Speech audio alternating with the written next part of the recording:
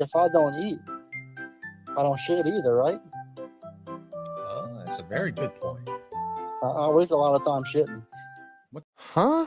It's 9 months mailbag, sending you dumb questions and watch us give even dumber answers. 9 months mailbag.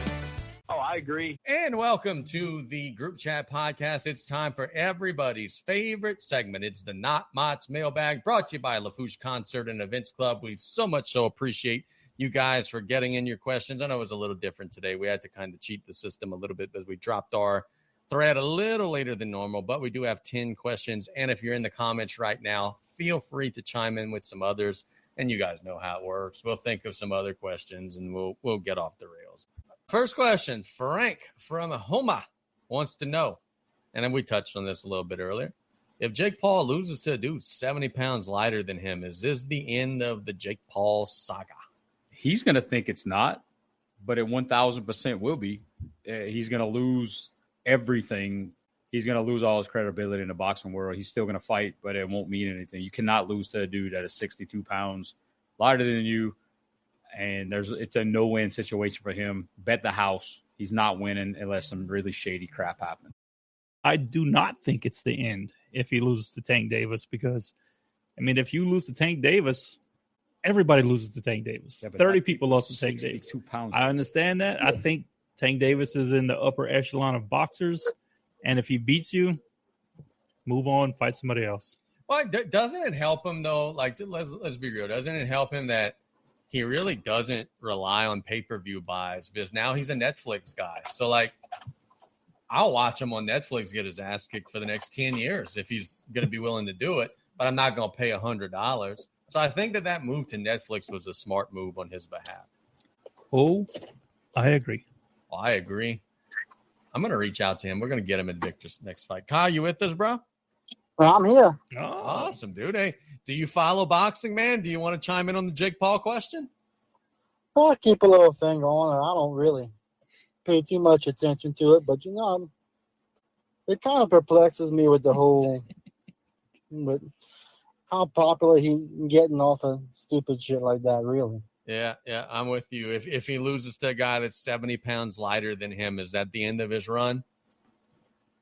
I don't know if it's the end of his run. People are entertained by it, no matter if it's stupid or whatever. It's just people find it entertaining. I think that people will watch again just to hopefully see him get kicked out of him again. Kyle, if Jake Paul had to come run a bridge in LaFouche Parish, where would they put him? What do you think he would be successful at?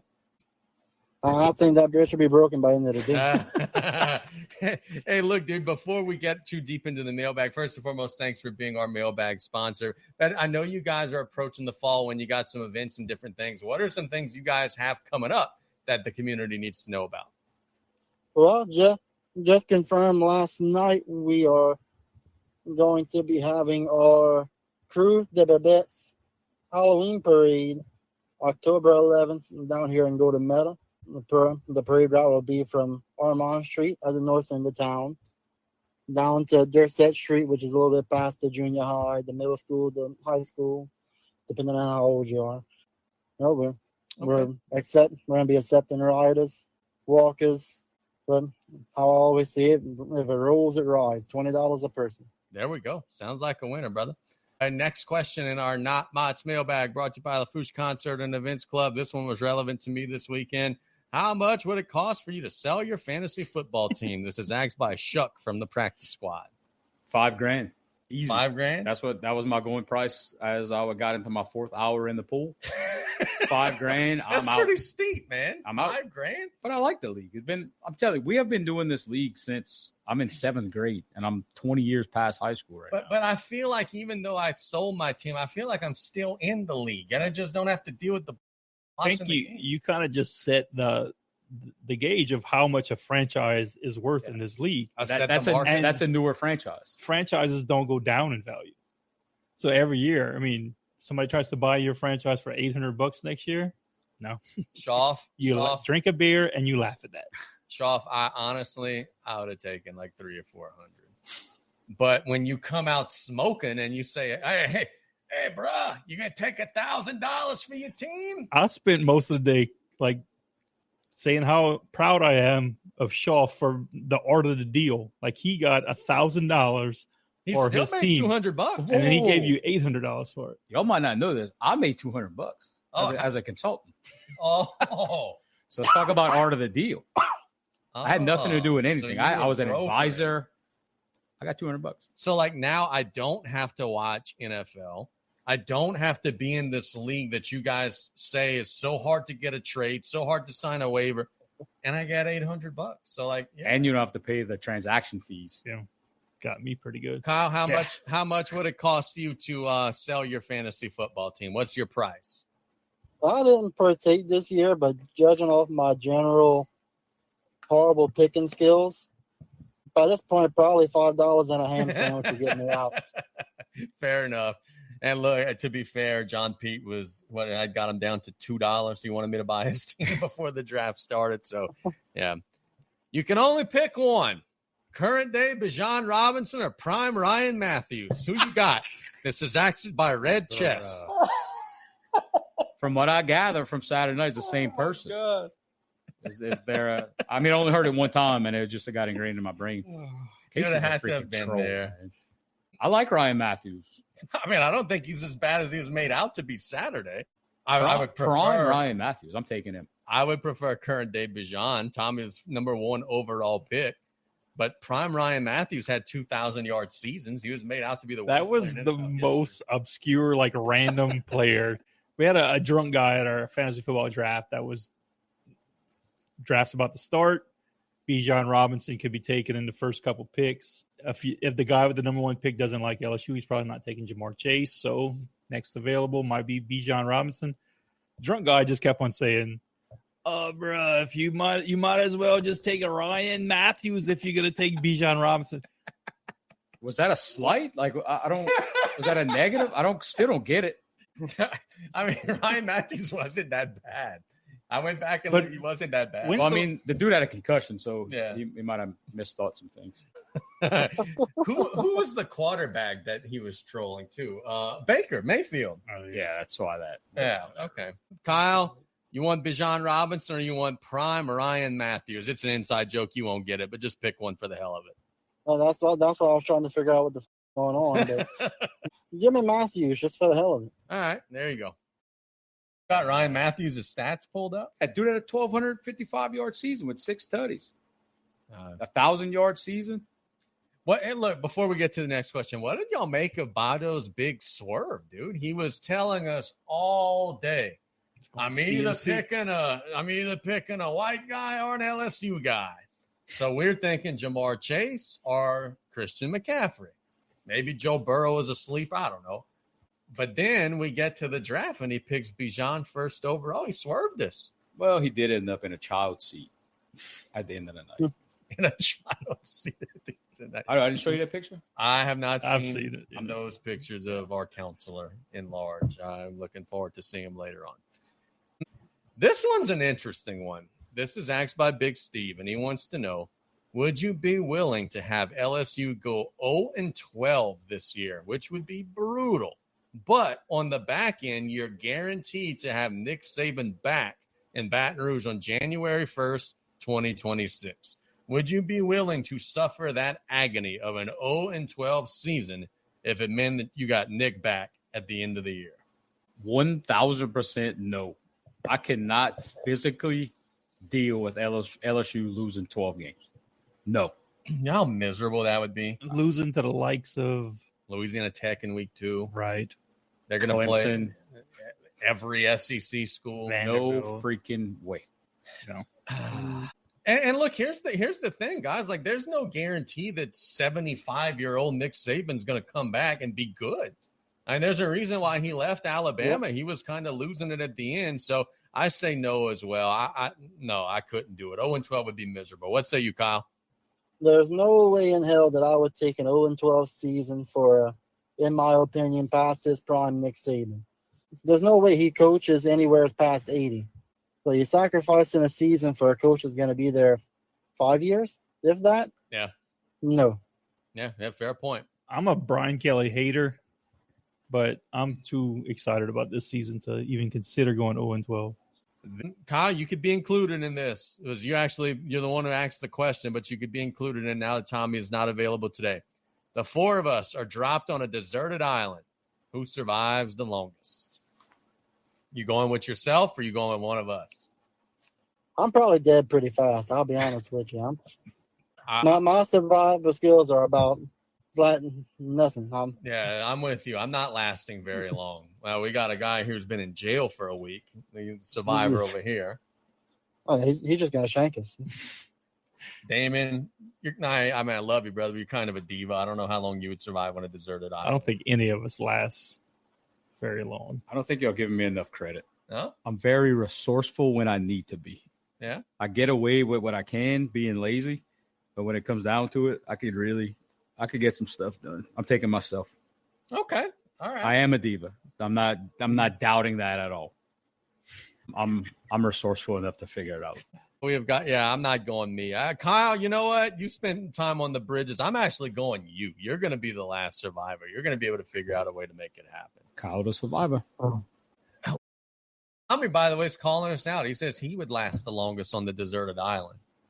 If I'm a diva, he's 1,000% a diva. Dude, he wanted to fight with everyone at the fantasy. It doesn't mean he'd have won. No, I'm not. I'm agreeing with you. I don't think you wanted to fight. That's Tommy. That's drunk Tommy. He talked to everybody, and if they don't like it, fight him. And he's wearing a onesie, a gummy bear onesie. A onesie, yeah, he looked good. He looked sharp. Stole my hat and my sunglasses. What local seafood is the best? Also asked by Kyle. I know this. Dude, let's get off the rails for just a second. What's going on at Walmart, bro? Radioactive, like glow in the dark stuff. Like, I'm all for supporting local seafood 100%. And I'm all for supporting our local seafood, the people who are out there catching it. But boy, that's one hell of a way to trap the people that are not, by making them grow an extra arm and radioactivity in their veins. And dude, that report was insane. Radioactivity? Do you think it was just here or it was a national thing? I have no idea, but I'm terrified. Don't buy Sam's Choice. That's the first problem. Why would you be buying Sam's Choice shrimp? But dude, of all the things that I would think of, I'm thinking like salmonella, whatever. Not thinking radiation. How does that even happen? You ever seen the intro for The Simpsons when they had that little radioactive thing and it bounces all over and goes into stuff? That's how I figured it happened. Yeah. So let's get back to the question: Who's got the best local seafood? Chermy's is tough, bro. Walmart. Look, I love me some Meatballs. Everybody knows that, but a good shrimp po' boy from Chermy's is tough to beat. Chermy's good. Meatballs good. They all Mommy Joe's, Baudouin's on the back road. They all good. I'm going Meatballs, Casey. I've eaten some of the best seafood on the Bayou from that place, and I cannot get that oyster appetizer out of my head anytime I think about seafood. Solid. What's your answer, Mr. Sponsor? Right now, before I called, I was fixing to go in and eat at one of our local great establishments, and that's my answer, Griffin's. Hey, that's a solid one too. You guys, chicken salad people? No. Yep. Damien? No. Okay. Well, I'm gonna bring you some, Damien, and you other two guys, y'all could kick rocks. But I'm gonna go to Bayou Boucherie in Mathews, and I'm gonna get you guys it's delicious, very, very good chicken salad, and good place in general. You get some cracklings and some stuff out there as well. I almost stopped at Chicken Salad Chick today and got me lunch, but I've heard good things about Best that Buy as well. was Best Stop was better off for me. I've heard good things as well. Who would win in a crawfish eating competition, Coach O or Zion Williamson? This is asked by Big Red.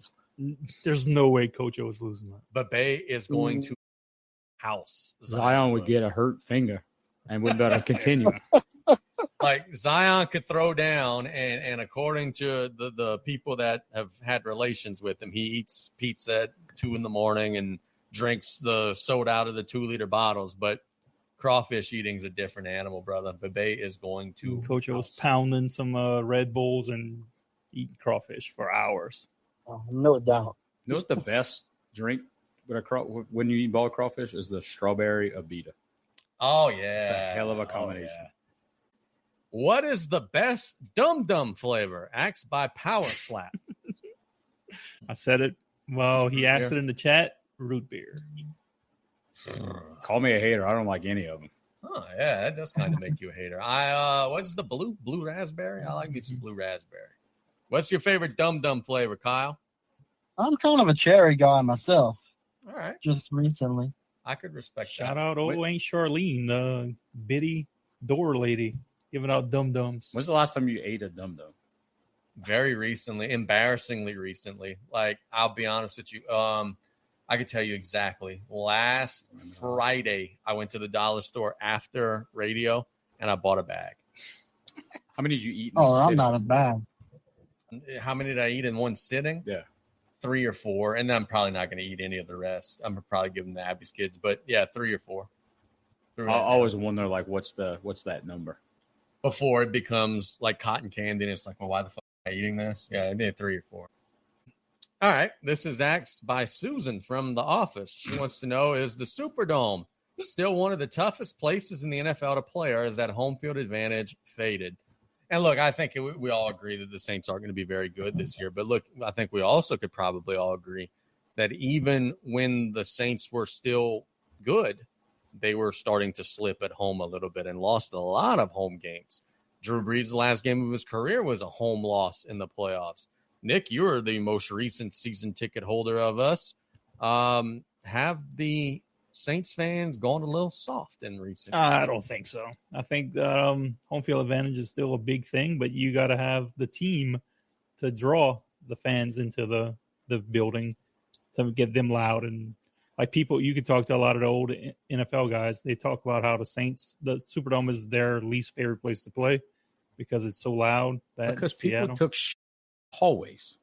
But yeah, when the dome's rocking, this is definitely a home field advantage for the Saints. So you've been to obviously some LSU games. You've been to some really raucous Saints games. Which one's louder? LSU has 40,000 more people, but it's outside. Yeah, I think the dome gets louder. I mean, I could be completely wrong, and I know said 2 weeks ago that you hated LSU games. I don't get wasted and go to Saints games, so I'm like, I could tolerate it. Sounds like a terrible time. But the Saints always post the decibel count, whatever the decibel amount on the big screen, and that's a lie because they were trying to get the defense pumped up. One year we were playing the Bucs at home when we lost the season opener. The crowd is out of it, and they got the decibels up to 115. Yeah. I'm looking around like nobody's saying a goddamn word. That's bullshit. I'm buying my half and half tickets and drinking my beer and laughing at that shit. Has the home field advantage lessened? Yeah, because you don't have as many people. It's the same thing you mentioned earlier about being soft now. The Saints were terrible for the longest time. They got good for a little while, and I think the thing is there's some generations that haven't, and that's why I'm a Saints hater, because there's some generations that haven't experienced the tragedy of being a Saints fan, and they think everything's on the up and up. Well, now it's your freaking turn. I've told you guys this story, and this is a true story. The reason why I'm a Cowboys fan today is because I couldn't watch the Saints growing up because the games were not sold out.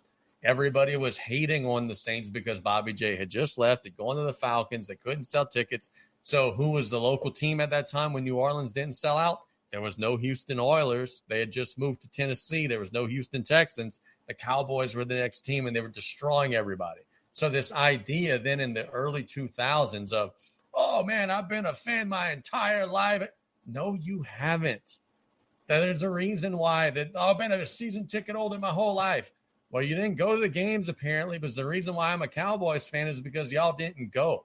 So, yeah, I'm with you, Damien, 100%. Kyle, is the dome field advantage still there, or is it lessened? Well, I agree. Look, the thing is, you have to have something for the people to get excited about. If they're not excited, they ain't going to be into it. Tough to argue with that one, brother. Hey, we didn't ask you this. What are your thoughts on the Saints this year? They're going to be bad? I know we've been poo-pooing all over them for a month now. Are they going to be bad? I don't expect them to be good. Yeah.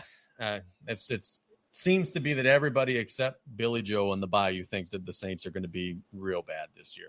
Last one, asked by Hammer, wants to know if Coach O goes to Tulane, are you worried that they could become a power? And the reason why this is being asked is there's a lot of whispers that John Summerall at the end of the season is going to go for a higher job. Bebe lives on the North Shore, could just slide on in at Tulane. Now with the college football playoff, you can make the playoffs at Tulane. Would there be a concern that he can maybe build them into something that can maybe make some noise? There was a lot of chatter this week around the sports talk world why LSU doesn't play Tulane anymore. It's an interesting thought, and I think that would be a great place for him to go because I think Tulane has a lot of positives going for them right now with the new stadium. They're pumping some money into their program. I don't know if they would ever get to that level. It's hard. You need smart guys at Tulane. It would definitely make a difference. And I also giggled at Summerall saying, oh, yeah, I don't know why we don't play him every year. Dude, you're not even going to be at Tulane next year. So you're writing a check right now with your mouth that you're not even going to be in-house to cash because you're going to be at Mississippi State or someplace next year. Kyle Bebe to Tulane, would you be concerned that the New Orleans Greenies would become a power? I don't see them being much bigger than they are now. I mean, they're a good program. They can get a 9-10 win season out of them pretty much in a year, but I don't see them getting much more of a boost out of Bebe being there than anybody else. Yeah, I got you there. We got a couple of late additions. It's always the late additions. These are good. Roscoe and Rustin wants to know, would you rather lose both legs or both arms? Man, ideally, I wouldn't lose either, but if I had to choose one, I could play PlayStation with both arms. I could be wheeled around. I would rather. I got to keep my arms, dude. I'm sorry, I got to keep my arms. I don't want either to happen to me, but I got to keep my arms.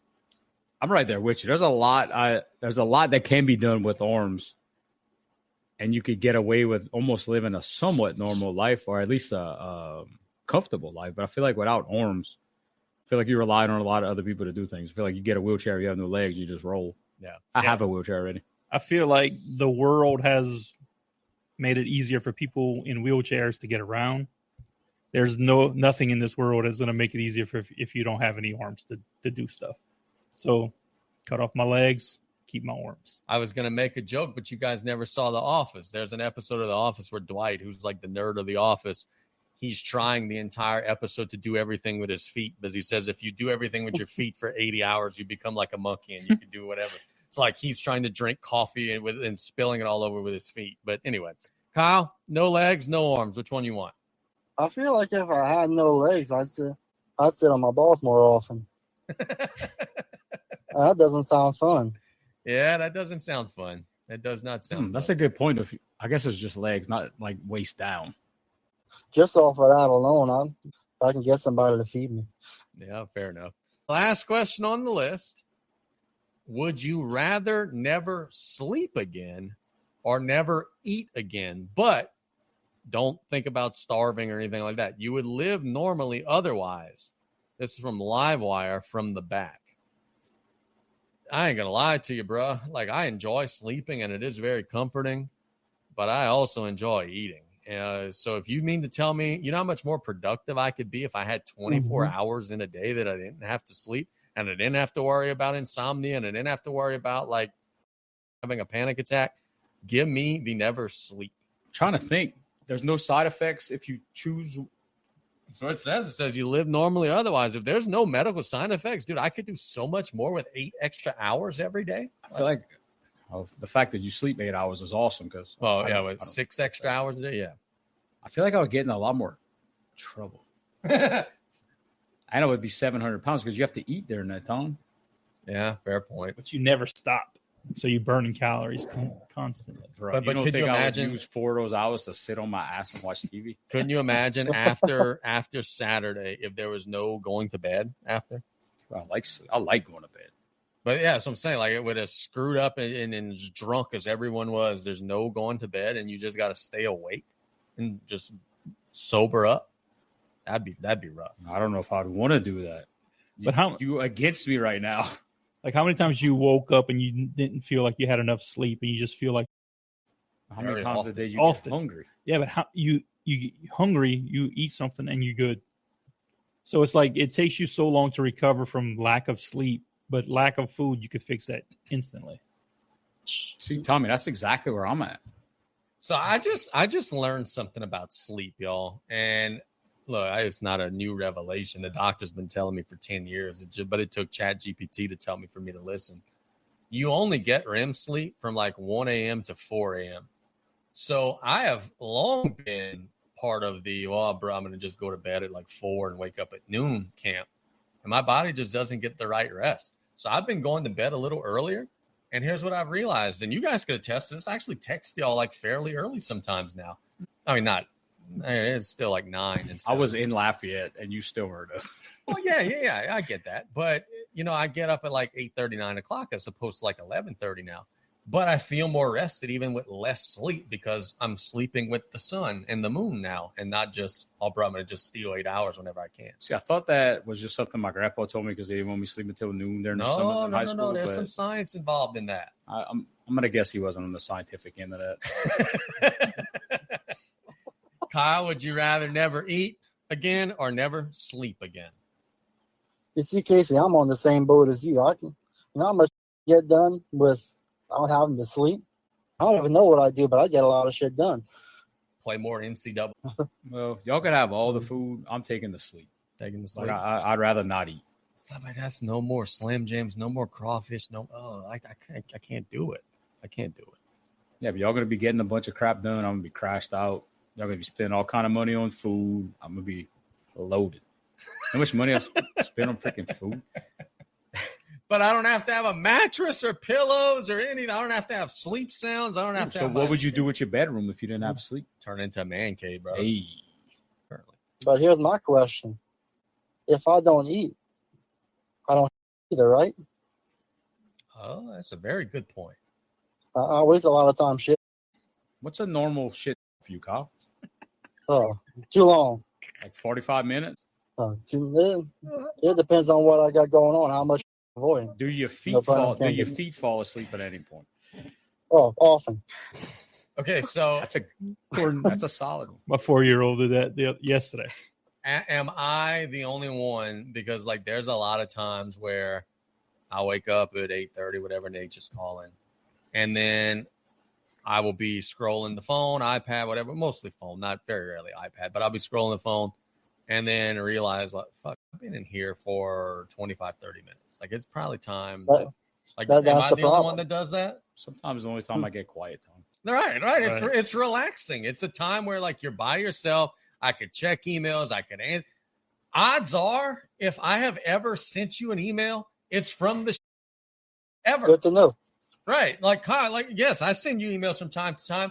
Just think of that the next time you read one. Casey's taking a shit right now. That's where I get the most of my work done. I'm going to tell you what not to invest in. In my bathroom upstairs, I have a Bluetooth fan thing and it automatically syncs to your phone as soon as you flip the switch. Glorious. Yep. So when I'm glorious. Yeah. Nick, you're the resident bathroom guy. You got the best bathroom in the Bayou, according to the experts of the show. You are an in and out guy. Was it pleasurable, or you like to take your time? We have 5 kids, Casey. Yeah, it's alone time. Not a whole lot of business getting done. Just watch some on Netflix, watch TikTok. Yeah. All right, good deal. Well, those are our questions. That is our Not MOTT'S mailbag, brought to you by LaFouche Concert and Events Club. Kyle, we appreciate your time, good sir. We thank you so much. Go eat that Griffin's, dude. Oh, man, I'm going me. Awesome. Take care of yourself, brother. I appreciate Kyle's time. We appreciate having him on.